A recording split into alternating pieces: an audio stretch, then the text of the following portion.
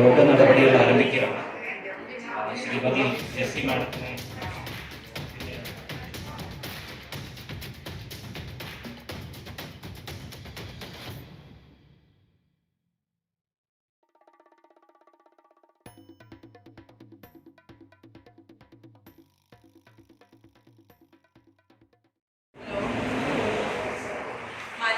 നമസ്കാരം. നമ്മുടെ CSE VLE അസോസിയേഷന്റെ ട്രെയിനിങ് പരിപാടി ആരംഭിക്കുകയാണ്. നമുക്ക് യോഗ നടപടികൾ ആരംഭിക്കാം. ആദ്യമായി ഈശ്വര പ്രാർത്ഥന.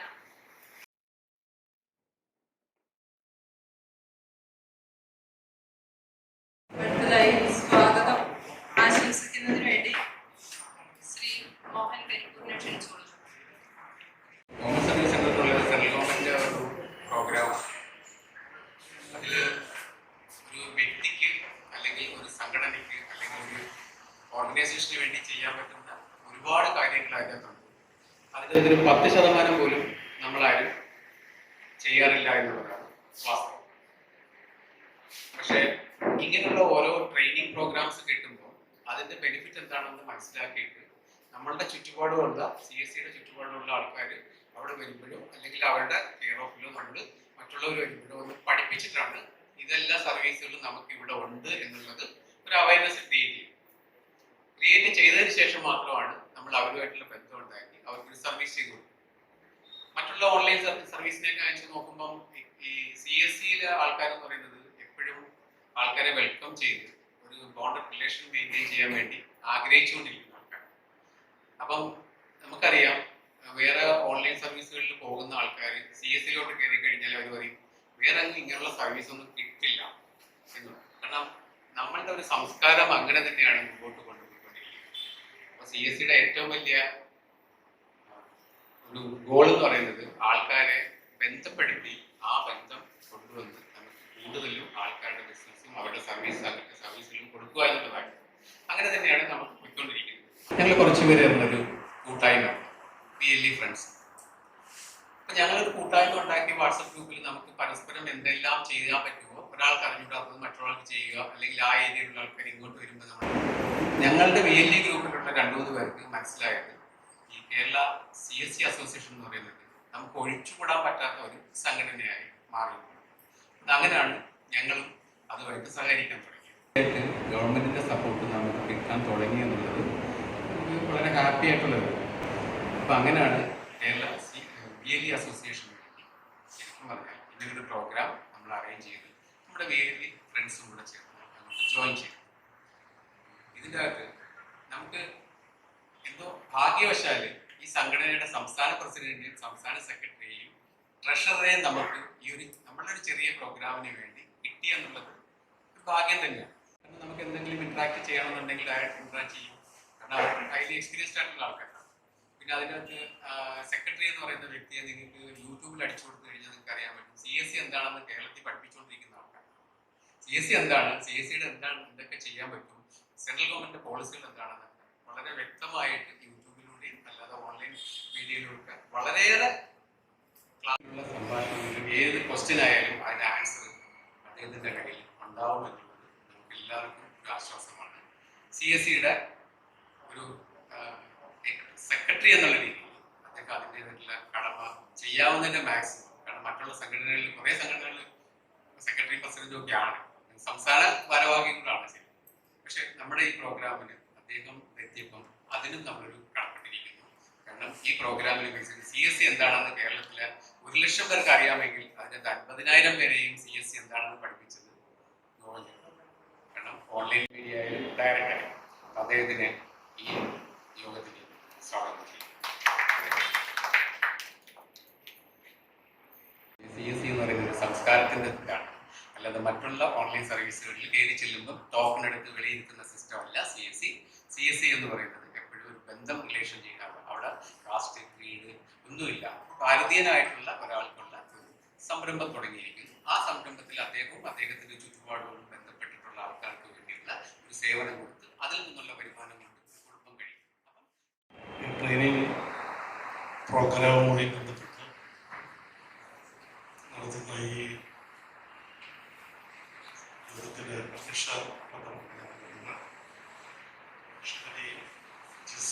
ജോസ്, കേരള VLE അസോസിയേഷൻ്റെ സംസ്ഥാന ജനറൽ സെക്രട്ടറി ശ്രീ വെങ്ങാനൂർ ഗോപകുമാർ, അസോസിയേഷൻ്റെ സംസ്ഥാന treasurer Arun Ambadi, training coordinator Shri Prashanth. സർക്കാർ സർവീസിനെ മാത്രം ലക്ഷ്യം വെച്ചുകൊണ്ട് നമുക്ക് മുന്നോട്ട് പോകാൻ കഴിയില്ല. അപ്പോൾ നമുക്ക് ചെയ്യാൻ കഴിയുന്നത് കേന്ദ്ര സംസ്ഥാന സർക്കാരുകളുമായി ബന്ധപ്പെട്ട് നമുക്ക് സ്വയം സംരംഭകരായി മാറുക, തൊഴിൽ സീക്കേഴ്സ് എന്നുള്ള നിലയിൽ, തൊഴിൽ തേടി പോകുന്ന ആളുകൾ എന്നുള്ള നിലയിൽ, തൊഴിൽ ദാതാവ് എന്നുള്ള നിലയിൽ നമുക്ക് വളർന്നു വരാൻ ധാരാളം അവസരം കേന്ദ്ര സംസ്ഥാന സർക്കാരുകളുടെ ഇടപെടലുകൊണ്ട് നമുക്ക് ഉണ്ടാക്കിയെടുക്കാൻ കഴിയും. തൊഴിൽ ദാതാവായി മാറുക എന്നുള്ളതാണ്. അതിൽ ഏറ്റവും വലിയൊരു സംരംഭമാണ് കേന്ദ്ര ഗവൺമെൻറ്റിൻ്റെ CSE VLE എന്ന് പറയുമ്പോൾ നമ്മൾ പൊതുവിൽ കണ്ടുവരുന്നൊരു കാര്യം ഒരു ചെറിയൊരു ഫോട്ടോസ്റ്റാറ്റ് സെൻറ്റർ എന്നുള്ള നിലയിൽ മാത്രമാണ് നമ്മൾ കാണുന്നത്. അങ്ങനെയല്ല. ആ CSEയുടെ കൺസെപ്റ്റിലേക്ക് നമ്മൾ പോകുമ്പോൾ അതിൻ്റെ അടുത്തുള്ളത് VLE, വില്ലേജ് ലെവൽ ഓണ്ടർപ്രണർ എന്നുള്ളതാണ്. വില്ലേജ് തലത്തിലുള്ള സംരംഭകൻ എന്നുള്ള നിലയിലാണ് നമുക്ക് വളർന്നു വരേണ്ടത്. കേരളം ഇന്ത്യയിലെ മറ്റു സംസ്ഥാനങ്ങളിലേക്ക് വലിയ രീതിയിലുള്ള, നമ്മളെ പോലെ ചെറിയ ആളുകളൊന്നും അല്ല CSE സെന്റർ നടത്തുന്നത്. വലിയ ബിഗ് സ്കൂളുകളാണ് മറ്റ് സംസ്ഥാനങ്ങളിലേക്ക് CSE സെന്റർ നടത്തുന്നത്. വലിയ സംരംഭകരാണ്. ആ ഒരു വില്ലേജിനകത്തെ മുഴുവൻ ബിസിനസ് സാമ്രാജ്യവും അവരുടെ കയ്യിലാണ്. അതിനനുകൂലമായി സംസ്ഥാന ഗവൺമെന്റുകൾ അതുപോലെ കേന്ദ്ര ഗവൺമെന്റും അനുകൂലമായ സാഹചര്യങ്ങൾ സൃഷ്ടിക്കുന്നുണ്ട്. അപ്പം അത് എന്തുകൊണ്ട് നമുക്കത് ചെയ്യാൻ കഴിയുന്നില്ല എന്ന് പറഞ്ഞാൽ ഇതിനെ സംബന്ധിച്ചുള്ള ഒരു അവയർനെസ്, ബോധവൽക്കരണത്തിൻ്റെ കുറവ് ഉണ്ട് എന്ന് ഞങ്ങൾക്ക് മനസ്സിലായതുകൊണ്ടാണ് ഇത്തരത്തിലൊരു VLE അസോസിയേഷൻ. അതിൽ വേറെ ഒരു രാഷ്ട്രീയ ജാതി മത പരിഗണന അടിസ്ഥാനത്തിൽ അതിന് നിങ്ങൾക്കറിയാം, ഒരു ഏകദേശം 3.5 കോടി ജനസംഖ്യയുള്ള ഒരു സംസ്ഥാനത്ത് ഒരു 10-15 ആളുകളെ വെച്ചുകൊണ്ട് നമുക്ക് എന്താ ചെയ്യാൻ പറ്റും. അപ്പം അതുകൊണ്ട് അങ്ങനെയുള്ളതൊന്നുമല്ല, മറിച്ച് ഈ ഒരു കാര്യങ്ങൾ സംസ്ഥാന കേന്ദ്ര പദ്ധതികളെ സംബന്ധിച്ച് നമ്മുടെ ഇതുമായി ഇറങ്ങിയിട്ടുള്ള സംരംഭകരെ ബോധവാന്മാരാക്കുകയും അതിലൂടെ സാധാരണ ജനങ്ങൾക്ക് സേവനങ്ങൾ എത്തിക്കുകയും അതോടൊപ്പം അതിൽ ഏർപ്പെട്ടു നിൽക്കുന്ന ആളുകൾക്ക് സാമ്പത്തികമായി സ്വയം പര്യാപ്തതയിലേക്ക് അവരെ കൈപിടിച്ച് കൊണ്ടുപോകുക എന്നുള്ളൊരു മഹത്തായ ലക്ഷ്യം വെച്ചുകൊണ്ടാണ് നമ്മൾ ഇത്തരത്തിലും കൊടുക്കുക. ചെറിയ ചെറിയ ട്രെയിനുകൾ ജില്ലാ തലത്തിൽ ചെറിയ ചെറിയ കൂട്ടായ്മകൾ അതിലൂടെ ഇത് കൊടുക്കുക. ഇതിൻ്റെ പ്രവർത്തനം CSEയുടെ പ്രവർത്തനം വ്യാപിപ്പിക്കുക എന്നുള്ള രീതിയിലാണ് മുന്നോട്ട് പോകുന്നത്. അപ്പം അതിന് ഈ പ്രദേശത്തെ, പ്രത്യേകിച്ച് എറണാകുളം ജില്ലയിൽ CSEയുമായി ബന്ധപ്പെട്ട് പ്രവർത്തിക്കുന്ന ആളുകളെ ഒരുമിച്ച് കൂട്ടുകയും അതിന് ആവശ്യമായ സൗകര്യങ്ങൾ VLE അസോസിയേഷൻ്റെ ഭാഗത്ത് നിന്ന് ഉണ്ടാക്കുക എന്നുള്ള ലക്ഷ്യം വെച്ചുകൊണ്ടാണ് ഇത്തരത്തിലൊരു ചെറിയ സംരംഭം നമ്മളിവിടെ എറണാകുളം ജില്ലയിലെ ഈ ആലുവ പ്രദേശത്തെ മേഖലയിൽ നടത്തുന്നത്. അതിൽ സഹകരിച്ച എല്ലാവരും VLE സുഹൃത്തുക്കളെയും ഞാൻ നിങ്ങൾക്ക് എല്ലാവർക്കും പരിചയമുള്ളൊരു ആപ്ലിക്കേഷൻ ആയിരിക്കും അല്ലേ? നിങ്ങൾ ചെയ്തിട്ടില്ലേ? ചെയ്തു തുടങ്ങിയിട്ടുള്ളൂ. എല്ലാവരും യൂസർ ക്രിയേറ്റ് ചെയ്തിട്ടുണ്ടോ? ചെയ്തിട്ടില്ല. എല്ലാവരും ചെയ്തിട്ടുണ്ട്.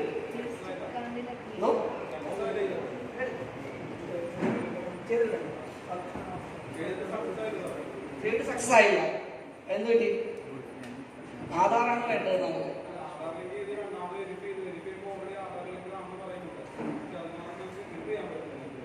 എൻട്രി ചെയ്യാൻ പറ്റുന്നില്ലേ?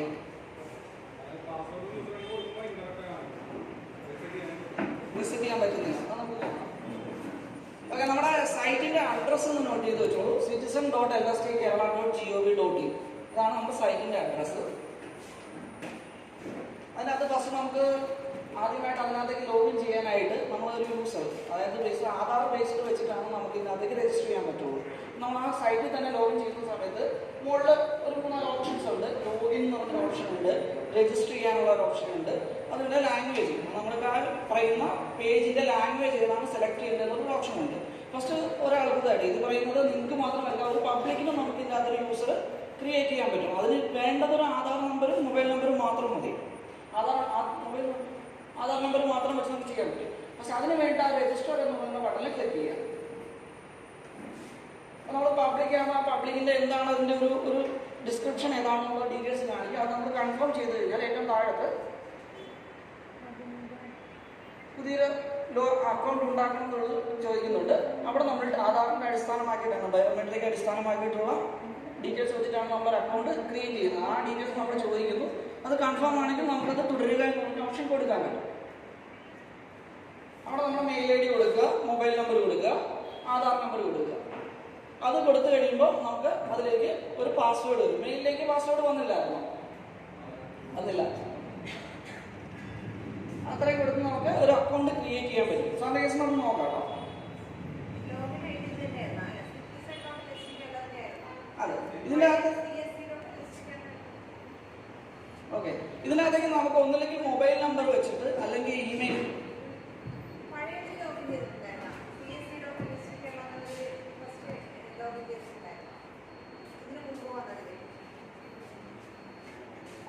അങ്ങനെയാണെങ്കിൽ ആ ലോഗിനുവേണ്ടി പാസ്വേഡ് തന്നെ ആയിരിക്കും.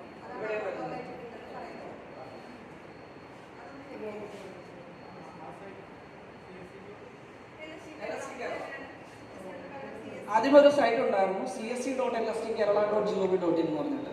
അത് കഴിഞ്ഞിട്ടാണ് citizen. നമ്മൾ എല്ലാം കൂടെ ഒന്നിച്ച് കൊണ്ടുവന്നത്. ഇതിനകത്ത് നിലവിൽ 2100 അപേക്ഷകൾ നമുക്ക് ഓൺലൈനായിട്ട് സമർപ്പിക്കാനായിട്ട് പറ്റും. അതിൻ്റെ കോഡ് ഫീ സ്റ്റാമ്പിൻ്റെ റേറ്റ് ഉൾപ്പെടെ നമുക്ക് ഓൺലൈനായിട്ട് പേയ്മെൻറ്റ് ചെയ്യാനുള്ള ഫെസിലിറ്റി ഇതിനകത്ത് കൊടുത്തിട്ടുണ്ട്. അതിൽ ബർത്താണ്ടത്തിൻ്റെയൊക്കെ നമുക്ക് ഓൾറെഡി ഡേറ്റ ഇതിനകത്തേക്ക് എൻട്രി ചെയ്തിട്ട് നമുക്ക് ഡേറ്റ നമുക്ക് ആ പാർട്ടിക്ക് കൊടുത്ത് വെരിഫൈ ചെയ്ത് നമുക്ക് പഞ്ചായത്തിലേക്ക് നമുക്ക് സബ്മിറ്റ് ചെയ്യാനായിട്ടുള്ള ഓപ്ഷൻ ഇതിനകത്ത് അവൈലബിൾ ആണ്.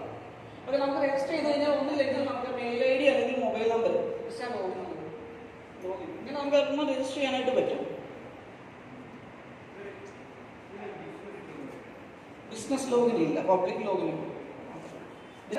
നമുക്കൊരു സിറ്റിസൺ ലോഗിൻ്റെ അകത്ത് ചെയ്യുന്നത് ആർക്ക് വേണമെങ്കിലും നമുക്ക് ചെയ്യാം. അതുപോലെ തന്നെ ഓക്കെ, നമുക്ക് ലോഗിൻ എന്നുള്ളതിനകത്ത് ക്ലിക്ക് ചെയ്ത് കഴിഞ്ഞാൽ ഉപഭോക്തൃ നാമമുണ്ട്. ഒന്നില്ലെങ്കിൽ നമുക്ക് മെയിൽ ഐ ഡി കൊടുക്കാം, അല്ലെങ്കിൽ മൊബൈൽ നമ്പർ. പിന്നെ നമ്മൾ സെറ്റ് ചെയ്യുന്ന പാസ്വേഡ്, ആ പാസ്വേഡ് വെച്ച് കയറും. ഓക്കെ, നമ്മൾ മൊബൈൽ നമ്പർ കൊടുക്കുക, അല്ലെങ്കിൽ മെയിൽ ഐ ഡി കൊടുക്കുക, പാസ്വേഡ് കൊടുക്കുക. അതിനുശേഷം നമ്മുടെ ക്യാപ്ച അത് അവിടെ എൻ്റർ ചെയ്ത് ലോഗിൻ കൊടുക്കുക. അവിടെ പാസ്വേഡ് തെറ്റിപ്പോയിട്ടുണ്ടെങ്കിൽ നമുക്ക് റീസെറ്റ് ചെയ്യാനുള്ള ഓപ്ഷൻ ഉണ്ട്, പാസ്വേഡ് റീസെറ്റ് ഓപ്ഷൻ ഉണ്ട്, അത് കൊടുക്കുക. ലോഗിൻ കൊടുക്കുക. ഓപ്ഷൻ ആയിരിക്കും വരിക. നിങ്ങൾ ലോഗിൻ ചെയ്തിട്ടുള്ളതല്ലേ? ലോഗിൻ ചെയ്തിട്ടുണ്ട്. ലോഗിൻ ചെയ്തപ്പോൾ അതിൻ്റെ എന്തൊക്കെ ഡീറ്റെയിൽസ് കണ്ടിട്ടുള്ള ഇതൊക്കെ തന്നെ കണ്ടിട്ടുണ്ട്. എന്തെങ്കിലും ഉപയോഗിച്ചിട്ടുണ്ടോ? ഉപയോഗിച്ചിട്ടുണ്ട്. നിങ്ങൾ യൂസ് ചെയ്തുകൊണ്ടിരിക്കുന്നതാണ്. അപ്പോൾ അതിൻ്റെ മുകളിലായിട്ടൊരു 3 ലൈൻ ഉണ്ടാവും. അതിൽ ക്ലിക്ക് ചെയ്ത് കഴിഞ്ഞാൽ നമുക്ക് ആ മുകളിലത്തെ ലെഫ്റ്റ് സൈഡ് മെനു എന്ന് പറയാം. ആ മെനു നമുക്ക് മിനിമൈസ് ചെയ്യാനും ഹൈഡ് ചെയ്യാനുള്ള ഓപ്ഷൻ ഉണ്ട്. അത് ജസ്റ്റ് ക്ലിക്ക് ചെയ്ത് കഴിഞ്ഞാൽ നമ്മൾ ചെയ്യുന്ന ഡീറ്റെയിൽസ് ആ സൈഡിലായിട്ട് മിനിമൈസ് ആയിരിക്കും. അത് ജസ്റ്റ് ക്ലിക്ക് ചെയ്താൽ നമുക്ക് കാണാനായിട്ട് പറ്റും. നമുക്ക് 2100 ആപ്ലിക്കേഷൻസ് ഇതുവഴി ഓൺലൈനായിട്ട് സബ്മിറ്റ് ചെയ്യാൻ പറ്റും. ഏത് ആപ്ലിക്കേഷനാണ് നമുക്ക് എടുക്കുന്നത്? ഇതിനകത്ത് നിലവിൽ ലോക്കൽ ബോഡികൾ ഗ്രാമപഞ്ചായത്തിലേക്കും കൊടുക്കാം, അതുപോലെ തന്നെ മുനിസിപ്പാലിറ്റികൾക്കും സബ്മിറ്റ് ചെയ്യാനായിട്ട് പറ്റും. അതുകൊണ്ടാണ് എല്ലാം എന്നുള്ള ഓപ്ഷൻ ഉണ്ട്. നിങ്ങൾക്ക് ഗ്രാമപഞ്ചായത്ത് മാത്രമാണ് വേണ്ടതെങ്കിൽ അവിടെ ഗ്രാമപഞ്ചായത്തിന് സെലക്ട് ചെയ്യാൻ പറ്റും. മുനിസിപ്പാലിറ്റിയുടെ മാത്രമാണ് വേണ്ടതെങ്കിൽ അങ്ങനെ കൊടുക്കുക. അതിന് മുകളിൽ നമുക്ക് ഈ പറയുന്ന ഏത് സേവനമാണ് സെർച്ച് ചെയ്യേണ്ടത് എന്നുള്ളത് നമുക്ക് കൂടുതൽ മുകളിൽ കാണാൻ പറ്റുന്നുണ്ടോ? അവിടെ ക്ലിക്ക് ചെയ്ത് കഴിഞ്ഞാൽ നമുക്ക് എന്താണ് വേണ്ടത്? ഇപ്പോൾ ലൈസൻസ് ആണെങ്കിൽ ലൈസൻസ് എന്ന് പറഞ്ഞ് നമുക്കൊരു കീവേഡ് വെച്ച് സെർച്ച് ചെയ്ത് കഴിഞ്ഞാൽ അതിലേക്ക് പോകാനായിട്ട് പറ്റും. അല്ലെങ്കിൽ ഡെത്ത് രജിസ്ട്രേഷൻ ആണെങ്കിൽ ഡെത്ത്, അങ്ങനെയുള്ള കേസിൽ നമുക്ക് എടുക്കാനായിട്ട് ആപ്ലിക്കേഷനിലേക്ക് പോകാനായിട്ട് പറ്റും. BPL സർട്ടിഫിക്കറ്റിൻ്റെ കേസാണ്, BPL എന്ന് അടിച്ചിട്ട് നമുക്ക് അങ്ങോട്ട് സെർച്ച് ചെയ്ത് അതിലേക്ക് നേരിട്ട് നമുക്ക് പോകാനായിട്ട് പറ്റും. ഇല്ലെങ്കിൽ നമ്മളെ കിടക്കുന്ന 2000 ഏതാണ് സെലക്ട് ചെയ്ത് പോകേണ്ട അവസ്ഥ വരും. നിങ്ങൾക്ക് പെട്ടെന്ന് എടുക്കാൻ വേണ്ടിയിട്ട് BPLൻ്റെ ആണെങ്കിൽ BPL എന്ന് കൊടുത്തു കഴിഞ്ഞാൽ അതുമായിട്ട് ബന്ധപ്പെട്ട ഡീറ്റെയിൽസ് എല്ലാം നമുക്ക് അവിടെ അവൈലബിൾ ആയിട്ട് കിട്ടും. ഓക്കെ, ആ ലെഫ്റ്റ് സൈഡിൽ വേണ്ടി ക്ലിക്ക് ചെയ്യുകയാണെങ്കിൽ അവിടെ മുകളിൽ അതിനകത്ത് ഈ ഫയൽ ഉണ്ടാവും, ഇൻബോക്സ് എന്ന് പറഞ്ഞൊരു ഓപ്ഷൻ ഉണ്ടാവും. പിന്നെ ഉണ്ടാവും തിരയൽ. ഇപ്പോൾ നമ്മുടെ ആപ്ലിക്കേഷൻ ഏതെങ്കിലും ഡീറ്റെയിൽസ് നമുക്ക് സെർച്ച് ചെയ്തെടുക്കുന്നതിന് വേണ്ടിയിട്ട് അവിടെ തിരയാനുള്ള ഒരു ഓപ്ഷൻ ഉണ്ടാവും. പേയ്മെൻറ്റ്, നിങ്ങൾ ഏതെങ്കിലും ഡീറ്റെയിൽസിൽ പേയ്മെൻറ്റ് ചെയ്യാൻ പെൻഡിങ് ഉണ്ടെങ്കിൽ, അല്ലെങ്കിൽ ഏതെങ്കിലും കേസിൽ അവിടെ നിന്ന് അവർ കൂടുതലായിട്ട് ക്യാഷ് അടയ്ക്കണം എന്ന് പറയുന്ന കേസിൽ ഡിമാൻഡ് ജനറേറ്റ് ചെയ്യുകയാണെങ്കിൽ അവിടെ നമുക്ക് പേയ്മെൻറ്റ് ചെയ്യാനായിട്ടുള്ള ഒരു ഓപ്ഷൻ അതിനകത്ത് വന്നിട്ടുണ്ടാവും. അതിൻ്റെ തൊട്ട് താഴത്തായിട്ട് ക്വിക്ക് സർട്ടിഫിക്കറ്റ് നിങ്ങൾ യൂസ് ചെയ്യുന്നുണ്ട്. അത് നിങ്ങൾക്ക് ഏറ്റവും കൂടുതലായിട്ട് ഉപയോഗിക്കുന്നതായിരിക്കും അല്ലേ? ക്വിക്ക് സർട്ടിഫിക്കറ്റ്, അതായത് നമ്മുടെ ബർത്ത്, ഡെത്ത്, മാരേജ് അതിൻ്റെ സർട്ടിഫിക്കറ്റ്സ് എടുക്കുന്നതിന് വേണ്ടി ക്വിക്ക് സർട്ടിഫിക്കറ്റ് എന്നുള്ള ഓപ്ഷൻ എടുത്തു കഴിഞ്ഞാൽ ഏത് സർട്ടിഫിക്കറ്റ് ആണോ വേണ്ടത് അത് സെലക്ട് ചെയ്യുക. നേരത്തെ ഇതിനകത്ത് CRൻ്റെ സൈറ്റിൽ കൊടുത്തില്ല, യൂസ് ചെയ്തിട്ടുണ്ടോ CRൻ്റെ സൈറ്റ്? അതേപോലെ തന്നെ നമുക്ക് ഇതിനകത്ത് സെർച്ച് ചെയ്തെടുക്കാനായിട്ട് പറ്റും. ആ സർട്ടിഫിക്കറ്റ് നമുക്ക് പ്രിൻ്റ് ഔട്ട് എടുക്കാനായിട്ട് പറ്റും. ഓക്കെ, അപ്പോൾ ഫസ്റ്റ് നമ്മളൊരു പുതിയ മുകളിൽ ഇ-ഫൈൽ എന്ന് പറഞ്ഞൊരു ആപ്ലിക്കേഷൻ ഉണ്ടെന്ന് പറഞ്ഞില്ലേ, മെനു. ആ മെനുവിൽ ക്ലിക്ക് ചെയ്ത് കഴിഞ്ഞാൽ നിങ്ങൾ സബ്മിറ്റ് ചെയ്യുന്ന ആപ്ലിക്കേഷൻ ഒരു പുതിയൊരു ആപ്ലിക്കേഷനാണ് പുതിയത് എടുക്കാൻ പറ്റും. ഹാഫിലി സേവ് ചെയ്തിട്ടുള്ള ആപ്ലിക്കേഷൻ സേവ്ഡ് ആപ്ലിക്കേഷൻ എന്ന് പറഞ്ഞതിനകത്ത് ഉണ്ടാവും. ഒരെണ്ണം നമ്മൾ ഇതിന് ലോക്കൽ ബോഡിയിലേക്ക് സബ്മിറ്റ് ചെയ്തതാണെങ്കിൽ ആ സബ്മിറ്റഡ് ആപ്ലിക്കേഷൻ എന്നുള്ള ടാബിൽ ഉണ്ടാവും. നിങ്ങൾ ജസ്റ്റ് ഒരു പേജ് മാത്രമേ സേവ് ചെയ്തിട്ടുള്ളെങ്കിൽ ആ സേവ്ഡ് ആപ്ലിക്കേഷൻ എന്ന് പറയുന്ന അതിലുണ്ടാവും. ഇൻ കേസ് എന്തെങ്കിലും റെക്ടിഫിക്കേഷൻ നിങ്ങളുടെ ലോക്കൽ ബോഡിയിലേക്ക് സമർപ്പിച്ചതിന് ശേഷം എന്തെങ്കിലും തിരുത്തൽ ആവശ്യമുണ്ടെന്ന് പറഞ്ഞ് അവർ റിട്ടേൺ ചെയ്യുകയാണെങ്കിൽ അങ്ങനെ വരുന്ന ഫയൽ തിരുത്തൽ ആവശ്യപ്പെട്ടുള്ള ആപ്ലിക്കേഷൻ എന്ന് പറഞ്ഞ് അതിലേക്ക് വന്ന് കിടക്കുന്നുണ്ടാവും. നമ്മൾ ആദ്യമേ ജസ്റ്റ് ഒരു പേജ് മാത്രം സേവ് ചെയ്തത് സേവ്ഡ് ആപ്ലിക്കേഷൻ ഉണ്ടാവും. നമ്മൾ ലോക്കൽ ബോഡിയിലേക്ക് സബ്മിറ്റ് ചെയ്യുന്നത് സബ്മിറ്റഡ് ആപ്ലിക്കേഷൻ ഉണ്ടാവും. പിന്നെ എന്തെങ്കിലും തിരുത്തൽ ആവശ്യപ്പെട്ടുകൊണ്ട് എന്തെങ്കിലും നമ്മൾ കൊടുത്ത ഡേറ്റ പോരാ എന്ന് പറഞ്ഞ് ലോക്കൽ ബോഡിയിൽ നമുക്ക് തിരിച്ചു വരുന്നത് കറക്ഷൻ ആവശ്യമായ തിരുത്തൽ ആവശ്യമായ അപേക്ഷകൾ എന്ന് പറയുന്നത് വന്ന് കിടപ്പുണ്ടാവും. അത് നമ്മുടെ ഇൻബോക്സിനകത്ത് അറിയാൻ പറ്റും. ഓക്കെ, നമുക്കൊരു പുതിയൊരു ആപ്ലിക്കേഷൻ എങ്ങനെയാണ് സബ്മിറ്റ് ചെയ്യുന്നതെന്ന് നോക്കാം. നിങ്ങൾ ആരെങ്കിലും ചെയ്തിട്ടുണ്ടോ? ഡെത്തിൻ്റെ ആരെങ്കിലും ചെയ്തിട്ടില്ല? ചെയ്തിട്ടുണ്ട്. മാരേജ് ചെയ്തിട്ടുണ്ട്. അതുപോലെ തന്നെയാണ് നമുക്ക് അവിടെ മുകളിൽ ഏതാണ് ആപ്ലിക്കേഷൻ എന്നുള്ളത് സെലക്ട് ചെയ്ത് സെർച്ച് ചെയ്ത് സെലക്ട് ചെയ്യാൻ പറ്റും. സേവൻ ഏതാണ്, ഡെത്ത് ആണെങ്കിൽ ഡെത്ത് എന്നുള്ളത് കൊടുക്കാം. അല്ലെങ്കിൽ നമുക്ക് അതിനകത്ത് മരണം എന്നുള്ളത് സെലക്ട് ചെയ്ത് കഴിഞ്ഞാൽ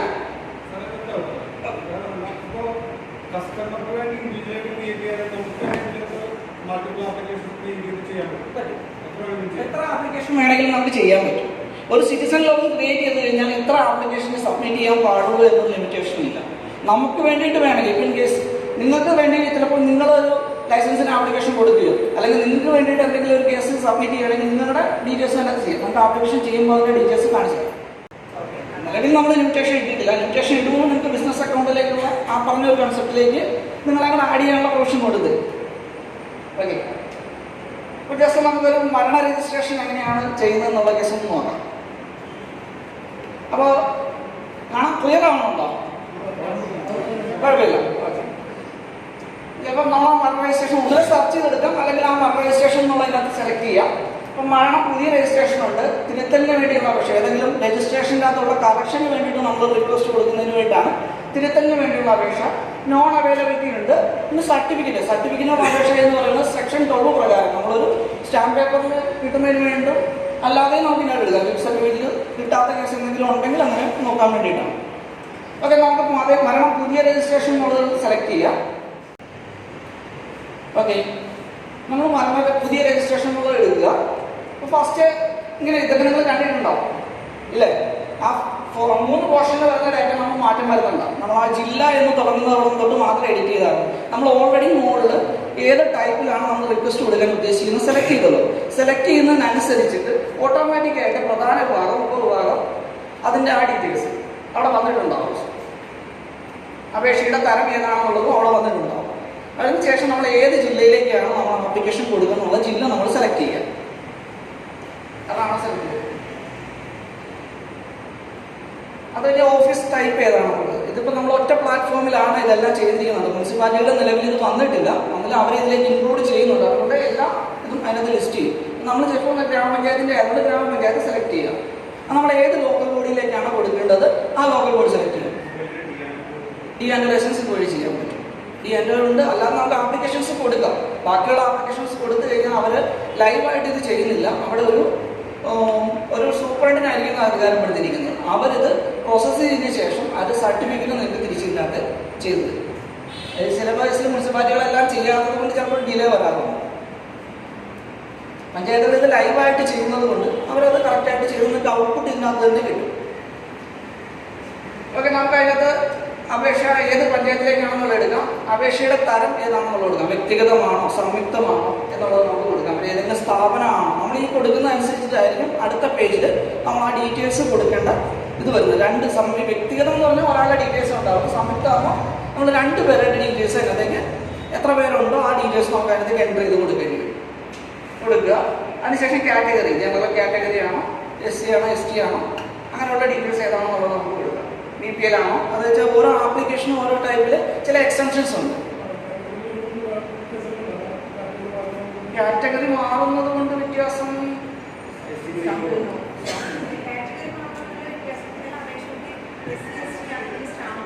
ഓഫീസ് സ്റ്റാഫ് എക്സെപ്റ്റ് ചെയ്തിട്ടാണ്. നമ്മളിപ്പോൾ ഒന്നിൽ കൂടുതൽ ആപ്ലിക്കൻ്റ് ഉണ്ടാവും.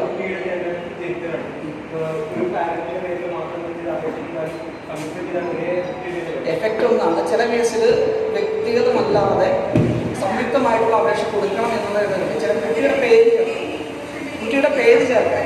കുട്ടിയുടെ പേര് ചേർക്കുന്നതിൻ്റെ കേസിൽ അച്ഛനും അമ്മയ്ക്കും തുല്യ അവകാശം.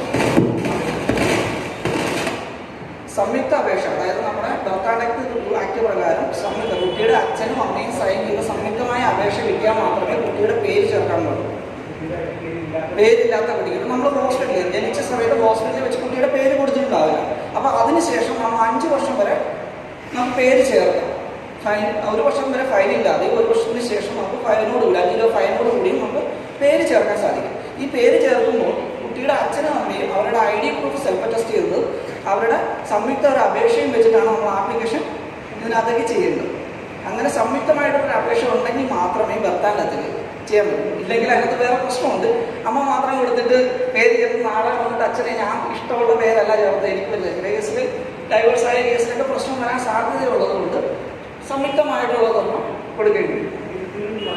അല്ല ഇപ്പോഴും ഇതിൽ ചെയ്ത് കഴിഞ്ഞാൽ കഴിഞ്ഞ ദിവസം വരെ സംയുക്ത അപേക്ഷ കൊടുത്തു കഴിഞ്ഞാൽ അത് മാനുവലായിട്ട് കൊടുക്കുന്ന അപേക്ഷയിൽ 2 പേര് സൈൻ ചെയ്തിട്ട്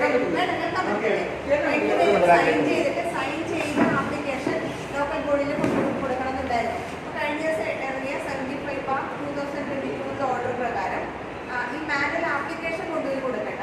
പക്ഷെ നിങ്ങൾ ഈ അപ്ലൈ ചെയ്ത് വരുമ്പോൾ നമുക്ക് ലാസ്റ്റ് പേജിലെത്തുമ്പോൾ കാണാൻ പറ്റും ഫോം 3 എന്നുള്ളൊരു റിപ്പോർട്ട് കിട്ടും. ആപ്ലിക്കേഷൻ സബ്മിറ്റ് ചെയ്തതിൻ്റെ അതിനെന്ത് ചെയ്യണം, 2 പേരും സൈൻ ചെയ്തിട്ട് അത് അറ്റാച്ച് ചെയ്ത് കൊടുക്കാനില്ല. സ്കാൻ ചെയ്ത് അറ്റാച്ച് ചെയ്ത് കൊടുക്കണം. അങ്ങനെ വരുമ്പോഴത്തേക്ക് പാർട്ടി നമ്മുടെ ഓഫീസിലേക്ക് പഞ്ചായത്ത് ഓഫീസിലേക്ക് പോകേണ്ട ആവശ്യം വരുന്നില്ല. ഈ ഇങ്ങനെയുള്ള കേസിലും മാരേജിന്റെ കേസിലൊക്കെ എന്ത് ചെയ്യണം, അവര് വിറ്റ്നസിന്റെ സാക്ഷി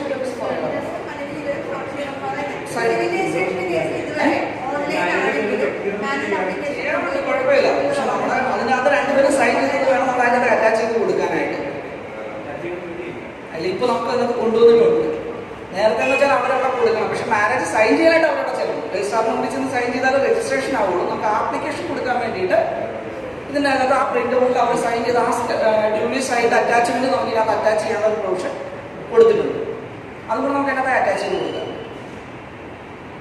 ഓക്കെ, നമുക്ക് ഈ ഫസ്റ്റ് പോർഷൻ സേവ് ചെയ്യാം. സേവ് ചെയ്ത് കഴിഞ്ഞാൽ അടുത്തത് ഇത് നമ്മുടെ എല്ലാ ആപ്ലിക്കേഷനും, അതായത് ഏത് ആപ്ലിക്കേഷൻ എടുത്താലും നമ്മൾ ഈ ഒരു ഫസ്റ്റ് പോർഷനും സെക്കൻഡ് പോർഷനും സെയിം ആയിട്ടാണ് വരുന്നത്. ഏതാണ് കാറ്റഗറി, ഏതാണ്, ഏത് ലോക്കൽ ബോഡിയിലേക്കാണ് കൊടുക്കുന്നത്, അതിനുള്ള കേസ്. നെക്സ്റ്റ് കൊടുത്തു കഴിഞ്ഞാൽ പിന്നെ നമ്മളെ ആപ്ലിക്കന്റിനെ സംബന്ധിച്ചിട്ടുള്ള വിവരങ്ങളാണ് കൊടുക്കുന്നത്. അതിനകത്ത് കേസ് നമ്മൾ ആദ്യമേ ക്രിയേറ്റ് ചെയ്യുമ്പോൾ ഒരു പ്രൊഫൈൽ ചെയ്യാൻ പറയും. നമ്മൾ ആധാർ വെച്ചിട്ട് ഡീറ്റെയിൽസ് ആദ്യം നമ്മളൊരു യൂസർ ക്രിയേറ്റ് ചെയ്യുമ്പോൾ അതിനകത്ത് പ്രൊഫൈൽ ചെയ്യാനായിട്ടുള്ള ഓപ്ഷൻ ഉണ്ട്. ആ പ്രൊഫൈലിൽ നിന്ന് അപ്പം നിങ്ങൾ തന്നെയാണ് നിങ്ങൾക്ക് വേണ്ടി ഒരു ആപ്ലിക്കേഷൻ കൊടുക്കുകയാണെങ്കിൽ നമ്മൾ ടൈപ്പ് ചെയ്യാൻ എളുപ്പത്തിന് വേണ്ടി ആ അഡ്രസ് ഡീറ്റെയിൽസ് നമുക്ക് പ്രൊഫൈലിൽ നിന്ന് പിക്ക് ചെയ്യാൻ പറ്റും. അവിടെ ഒരു ബട്ടൺ വെച്ചിട്ടുണ്ട്. അതിൽ ക്ലിക്ക് ചെയ്ത് കഴിഞ്ഞാൽ മുകളിൽ പ്രൊഫൈലിൽ നിന്ന് ഡേറ്റ എടുക്കുമോ എന്നൊരു ക്വസ്റ്റ്യൻ ഉണ്ട്. എസ് കൊടുത്തു കഴിഞ്ഞാൽ നമ്മൾ ആദ്യമേ പ്രൊഫൈലിൽ വെച്ചിരിക്കുന്ന അഡ്രസ്സ് ഡീറ്റെയിൽസ് ആധാർ നമ്പർ ഉണ്ടെങ്കിൽ അതെല്ലാം ഉൾപ്പെടെ നമ്മുടെ ഇതിനകത്തേക്ക് വന്നു. അതിന് തൊട്ട് താഴത്തായിട്ട് പെർമനന്റ് അഡ്രസ് ഉൾപ്പെടെ അതിനകത്ത് വന്നിട്ടുണ്ട്. കോൺടാക്ട് ഡീറ്റെയിൽസ് ഉണ്ടാവും. നമ്മുടെ ഏത് മെയിൽ ID-യിലേക്കാണ് വരേണ്ടത് അതുപോലുള്ള കാര്യങ്ങൾ പ്രൊഫൈൽ സെറ്റ് ചെയ്ത് വെച്ചിട്ടുണ്ടല്ലോ. ഇൻ കേസ് വേറൊരാളുടെ ആണെങ്കിൽ നമ്മൾ ഈ ഡീറ്റെയിൽസ് എല്ലാം അവിടെ എൻ്റർ ചെയ്ത് കൊടുക്കേണ്ടി വരും.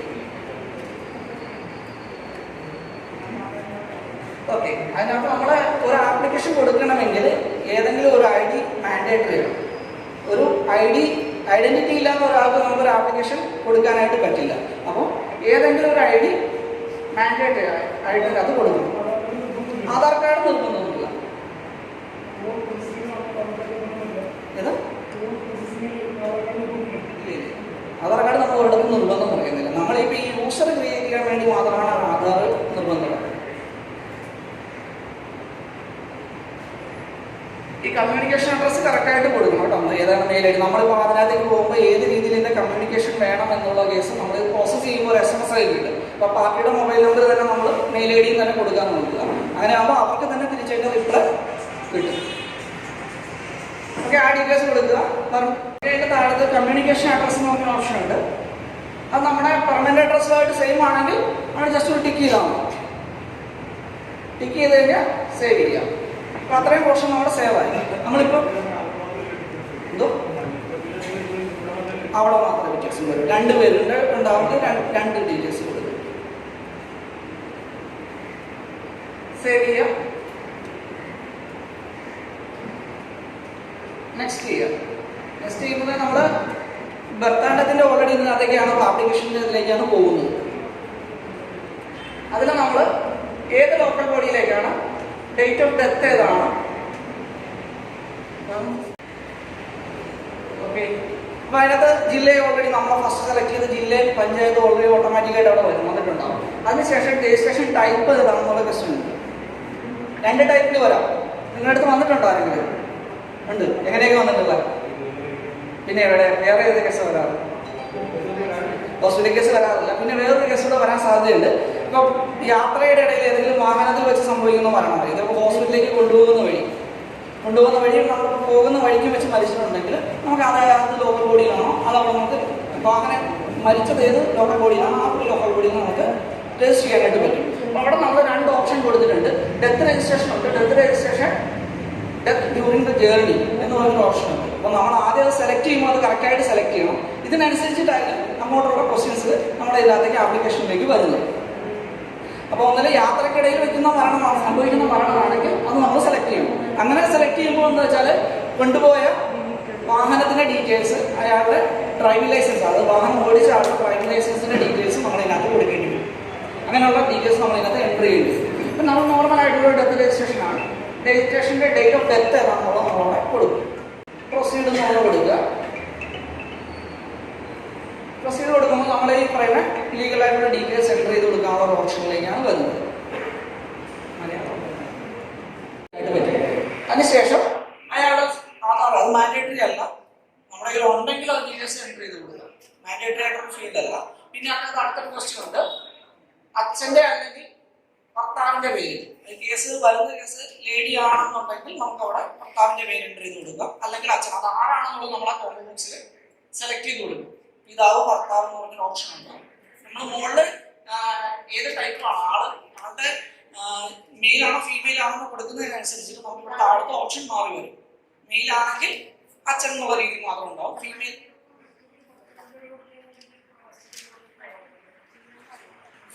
ഭർത്താവിന്റെ പേരായിരിക്കും. കേസ് വെച്ചാൽ ചിലപ്പോൾ അവർ എഴുതി തരുമ്പോൾ അല്ലെങ്കിൽ പറഞ്ഞു തരുമ്പോൾ മിക്കവാറും ഭർത്താവിന്റെ പേരായിരിക്കും. നമ്മൾ ഈ കോംബോ ബോക്സിൽ ആദ്യം കിടക്കുന്ന പിതാവ് എന്നായിരിക്കും കിടക്കുന്നത്. അത് നമ്മൾ മാറ്റി കൊടുത്തില്ലെങ്കിൽ രജിസ്ട്രേഷൻ വരുന്നത് പിതാവ് എന്നുള്ള രീതിയിൽ അല്ലെങ്കിൽ നമ്മൾ കറക്ഷന് വേണ്ടി ചെയ്യേണ്ടി വരും. എൻ്റർ ചെയ്ത് കൊടുക്കുക. അതുപോലെ പിതാവിന്റെ പേര് ഇംഗ്ലീഷിലും മലയാളത്തിലും എൻ്റർ ചെയ്ത് കൊടുക്കുക. അതിനുശേഷം മാതാവിന്റെ പേര്, ഇത് നമ്മുടെ ഡെത്ത് രജിസ്ട്രേഷൻ ഫോമിന്റെ അകത്തുള്ള ഡീറ്റെയിൽസ് ആണ്. ഫോം നമ്പർ 2, അതായത് ബർത്ത് ആക്ട് പ്രകാരം ഫോം നമ്പർ 2-ലാണ് ഡെത്ത് രജിസ്ട്രേഷൻ. നമ്മളൊരു നിങ്ങൾ കണ്ടിട്ടുണ്ടാവും, ഒരു മഞ്ഞ കളറുള്ള ഒരു ഫോമാണ്. ആ ഫോമിന്റെ അകത്ത് വരുന്ന അതേ ഡീറ്റെയിൽസ് തന്നെയാണ് നമ്മളിവിടെ എൻ്റർ ചെയ്ത് കൊടുക്കുന്നത്. അവിടെ അമ്മയുടെ പേര് ഇംഗ്ലീഷിലും മലയാളത്തിലും എൻ്റർ ചെയ്ത് കൊടുക്കുക.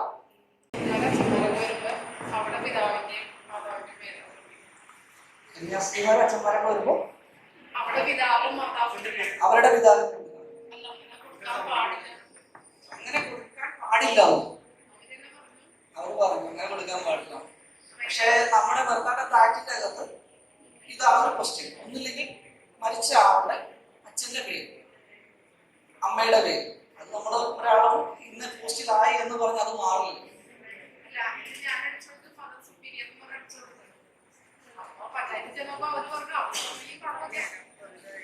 അതിനകത്ത് കേസ് വെച്ചാൽ അവരുടെ വേറെ എന്തെങ്കിലും ആവശ്യമുണ്ട്, ഇംഗ്ലീഷ് ലാൻഡോ അങ്ങനെ എന്തെങ്കിലും കേസ് ഉണ്ടെങ്കിൽ അത് അവർക്ക് പ്രോസസ് ചെയ്യാനായിട്ട് പറ്റും.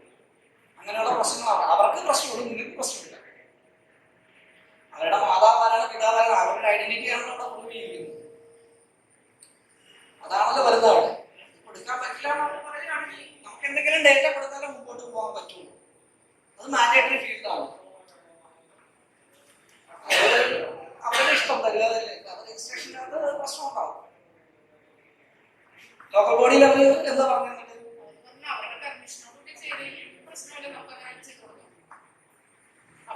റയറായിട്ടുള്ള കേസൊക്കെ അങ്ങനെ വരുന്നുള്ളൂ. പക്ഷെ അവർക്ക് നമ്മളോട് ചൂടായി എന്താ പറയാൻ ഓക്കെ.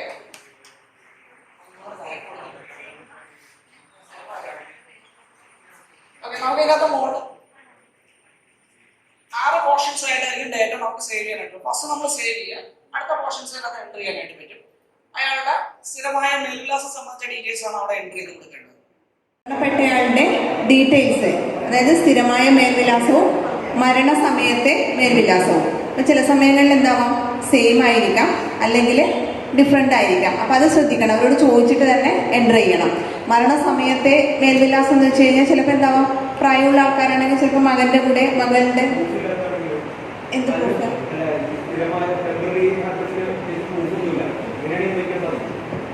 വെക്കാം. മരിച്ചത് എവിടെ നിന്നാണോ, അതായത് വേറെ പറഞ്ഞു കൊടുത്തിട്ടുണ്ടാവും. അപ്പം പഞ്ചായത്തിന് എന്ത് ചെയ്തിട്ടുണ്ട്, നമ്മൾ ഈ ചെയ്യുന്നത് പഞ്ചായത്തിന് സെറ്റ് ചെയ്ത് വെച്ചിട്ടുണ്ട്. 1 മുതൽ 5 വരെയുള്ള വാർഡിൻ്റെ അപേക്ഷ വന്നു കഴിഞ്ഞാൽ ഇന്ന് A1 സെക്ഷനാണ് എൻക്വയറി പോകുന്നത്, അല്ലെങ്കിൽ തൊട്ടടുത്തത് A2 എന്നുള്ളത്. അപ്പം നമ്മളിവിടെ വാർഡ് സെലക്ട് ചെയ്യുന്നത് മാറിപ്പോയാൽ അവർക്കും എന്താവും, എൻക്വയറി ചെയ്യുന്ന ആൾ വ്യത്യാസം വരും.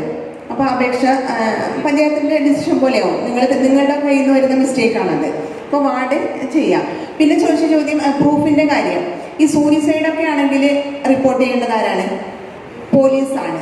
അപ്പോൾ അങ്ങനെയുള്ള കേസുകൾക്ക് മാത്രം അതിനനുസരിച്ചിട്ടുള്ളത് വരും. പക്ഷെ നോർമൽ ഡെത്ത് ആണെങ്കിൽ വീട്ടിൽ നിന്നുള്ള ആൾ സാധാരണ രീതിയിൽ മഞ്ഞ അപേക്ഷാ ഫോം പഞ്ചായത്തിൽ നിന്ന് വാങ്ങിയിട്ട് അതിന് ഫില്ല് ചെയ്ത് കൊടുത്താൽ മാത്രം മതി. പിന്നെ വരുന്ന കേസ് ഡിലേ ആണ്, അതായത് 21 ദിവസം കഴിഞ്ഞിട്ട് വരുന്ന ഡെത്ത്, അങ്ങനെയുള്ള കേസ്. അപ്പോൾ 21 ദിവസം കഴിഞ്ഞ് 30 ദിവസത്തിനകത്താണെങ്കിൽ എന്ത് ചെയ്യാം, പഞ്ചായത്തിൽ തന്നെ 2 രൂപ ലേറ്റ് ഫീയോടുകൂടി ചെയ്യാം. പക്ഷെ അതും കഴിഞ്ഞാൽ എന്ത് ചെയ്യണം, 1 വർഷം വരെയാണെങ്കിൽ DDPക്ക് പോയിട്ട് വേണം വരാൻ. അങ്ങനെയുള്ള കേസിൽ നിങ്ങൾ പറഞ്ഞ പ്രൂഫ് വരും.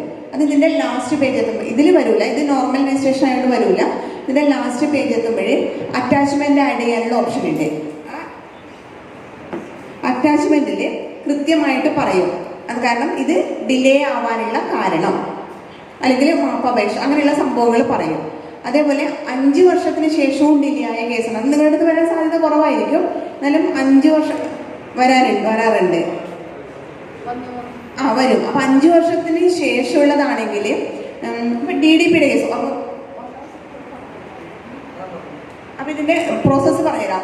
വിത്തിൻ 1 ഇയർ ആണെങ്കിൽ പറഞ്ഞു DDP ഡെപ്യൂട്ടി കാക്കനാട് പോയിട്ട് അവിടെ നിന്നാണ് ഇതിൻ്റെ ഫസ്റ്റ് അപ്രൂവൽ കിട്ടേണ്ടത്. അപ്പം അതിന് ഈ മാപ്പ് അപേക്ഷ കൊടുത്തു കഴിഞ്ഞ് സബ്മിറ്റ് ചെയ്യുമ്പോൾ ഈ അപേക്ഷ മുഴുവൻ പഞ്ചായത്തിലോട്ടാണ് ആദ്യം പോകുന്നത്.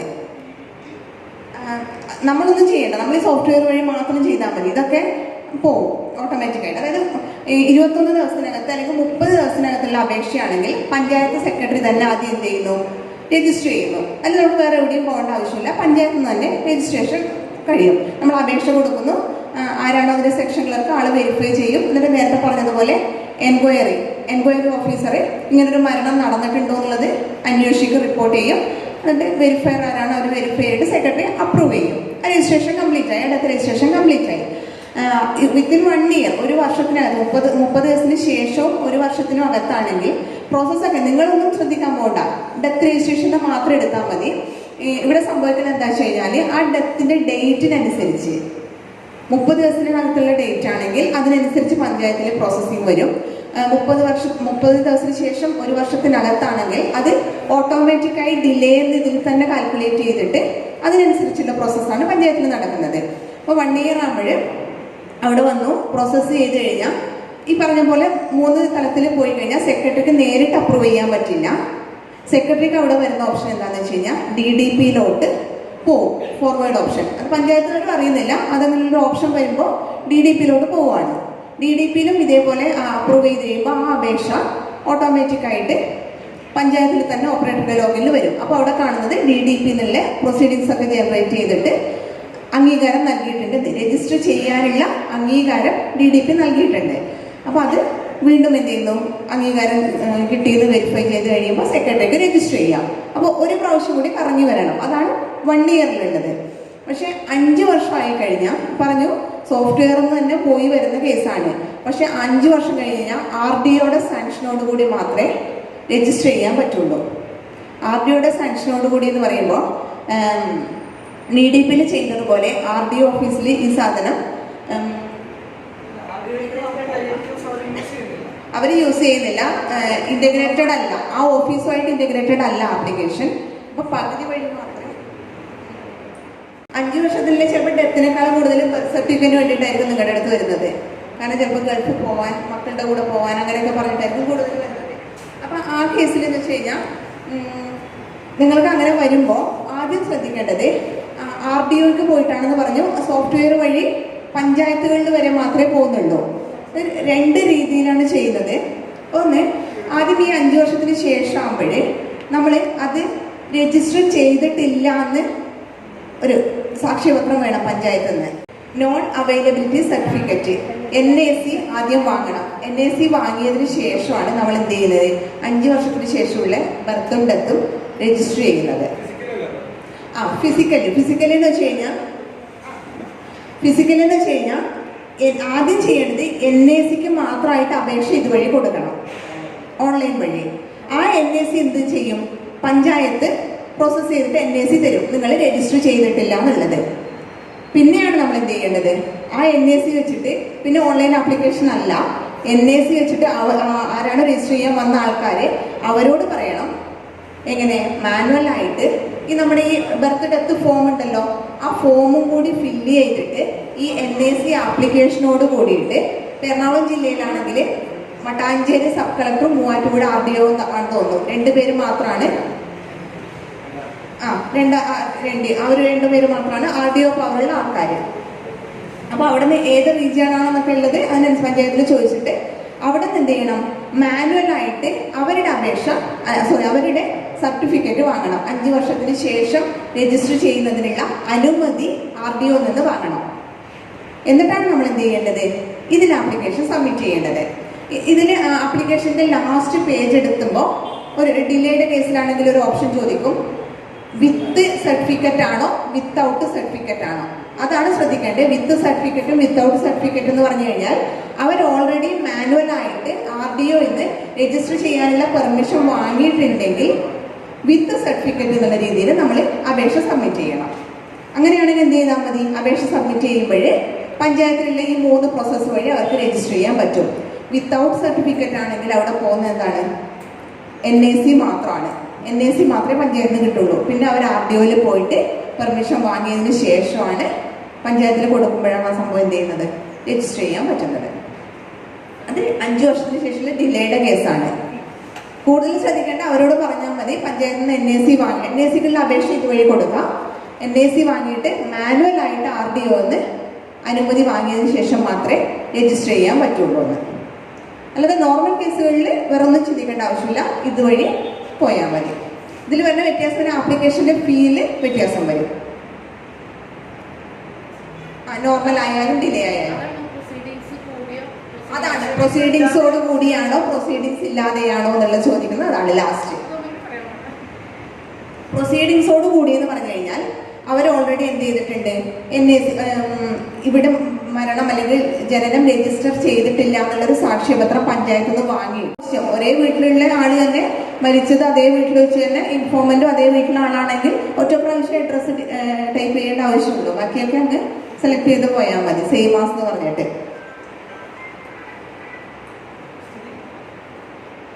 ഇനി സ്ഥിതി വിവരങ്ങൾ, അതായത് അവരുടെ മരിച്ച വ്യക്തിയുടെ ബാക്കിയുള്ള സ്ഥിരമായ ഡീറ്റെയിൽസ്.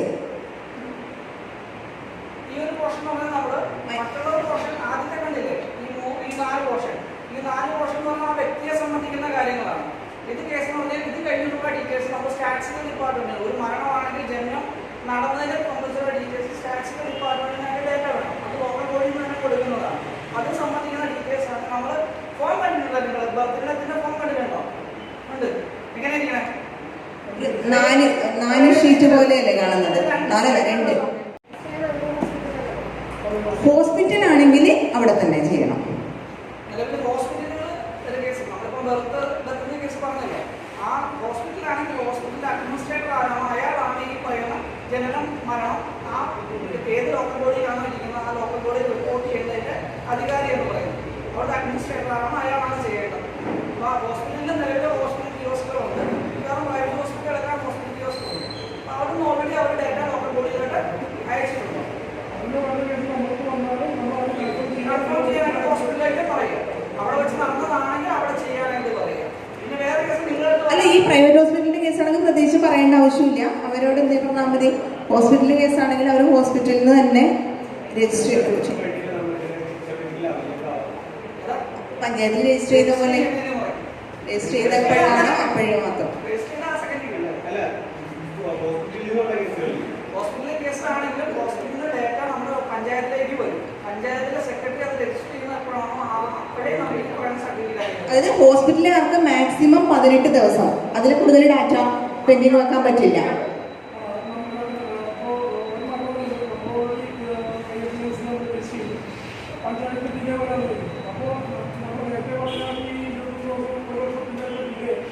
ഇല്ലില്ല, എൻട്രി ചെയ്യുന്നത് എപ്പോഴാണോ, ഈ ഡാറ്റ നിങ്ങളുടെ കയ്യിൽ നിന്ന് സബ്മിറ്റ് ആവുന്നത് എപ്പോഴാണോ ആ ഡേറ്റുമാണ് ഇവന്റ് നടന്ന ഡേറ്റും നിങ്ങൾ എൻട്രി ചെയ്ത് സബ്മിറ്റ് ചെയ്യുന്ന ഡേറ്റും. അത് തമ്മിലുള്ള ഡിഫറൻസ് ആണ് ഈ 21 ദിവസം അല്ലെങ്കിൽ 30, 1 വർഷം എന്നൊക്കെയുള്ള കേസ്. ഇത് ഇവിടുന്ന് പോയി കഴിഞ്ഞാൽ പിന്നെ ഉള്ളത് പഞ്ചായത്തിലെ കേസാണ് ഡിലേ ആവുന്നതൊക്കെ. അത് നിങ്ങൾക്ക് എന്ത് ചെയ്യാൻ പറ്റും? എന്തെങ്കിലും ഒരു ആപ്ലിക്കേഷൻ കൊടുക്കുമ്പോൾ ആപ്ലിക്കേഷൻ നമ്പർ കിട്ടിക്കഴിഞ്ഞാൽ സെർച്ച് ചെയ്തെടുക്കാനുള്ള ഓപ്ഷൻ ഉണ്ട്. എവിടത്തതും ഏത് പഞ്ചായത്തിലും ഒരു ആപ്ലിക്കേഷൻ നമ്പർ കിട്ടിക്കഴിഞ്ഞാൽ ആ പഞ്ചായത്ത് സെലക്ട് ചെയ്ത് സെർച്ച് ചെയ്ത് കൊടുത്താൽ ആ ഫയല് എവിടെയാണ് ഉള്ളത്, ഏത് സീറ്റിലാണ് ഉള്ളത് എന്നുള്ളത് അത് പറഞ്ഞുതരാം.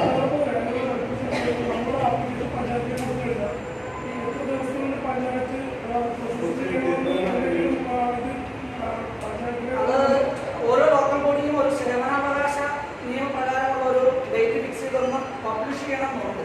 അങ്ങനെ ഓരോ ലോക്കൽ ബോഡിയും പബ്ലിഷ് ചെയ്തിട്ടുണ്ടാവും. അത് ഓൾറെഡി ILTMസിനകത്ത് ഓരോ ആപ്ലിക്കേഷനും ഇത്ര ദിവസത്തിനുള്ളിൽ പ്രോസസ് ചെയ്യണമെന്ന് പറയുന്നുണ്ട്.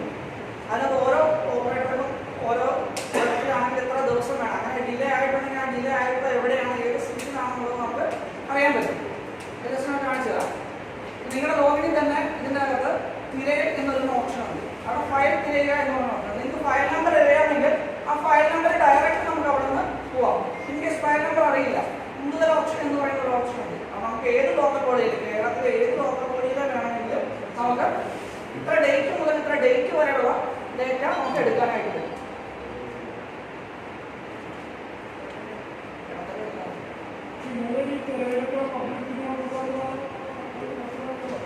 അല്ല, പബ്ലിക്കിനുണ്ട്.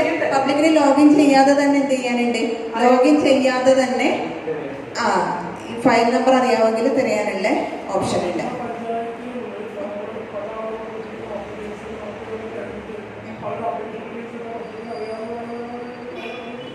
ആപ്ലിക്കേഷന്റെ മറ്റു ഡീറ്റെയിൽസ് ഒന്നും അറിയാൻ പറ്റില്ല. എന്താ ആപ്ലിക്കേഷൻ എന്നുള്ളത് അറിയാം, ഡിലേ ആയിട്ടുണ്ടോ എന്നുള്ളത് അറിയാം. അല്ലാതെ നിങ്ങൾ അതിൽ കൊടുത്തിരിക്കുന്ന ഡീറ്റെയിൽസോ അതിന്റെ ഔട്ട്പുട്ടോ ഒന്നും അറിയാൻ പറ്റില്ല. നമ്മുടെ സൈറ്റിന്റെ അഡ്രസ്സ് ഒന്ന് നോട്ട് ചെയ്ത് വെച്ചോളൂ. citizen.lstkerala.gov.in ഇതാണ് നമ്മുടെ സൈറ്റിന്റെ അഡ്രസ്സ്. അത് നമുക്ക്